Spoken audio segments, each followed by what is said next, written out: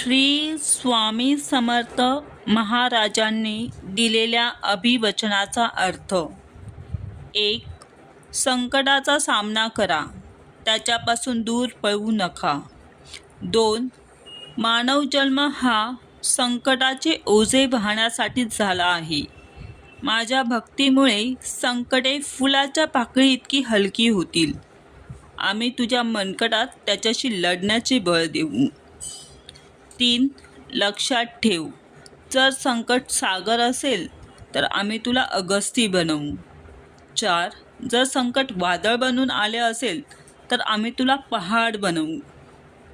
5. आणि जर संकट काळाकुट्ट अंधार असेल तर आम्ही तुला तेजस्वी तळपणारा सूर्य बनवू. गरज आहे ती फक्त मला अनन्य भावनेने शरण येण्याची. स्वामींचे वचन हेच वचन आहे शासन. भिवू नकोस, मी तुझ्या पाठीशी आहे. अशक्य ही शक्य करतील स्वामी. तू निश्चित जा बाळा, मी आहे. हम गया नहीं, जिंदा है. श्री स्वामी समर्थ.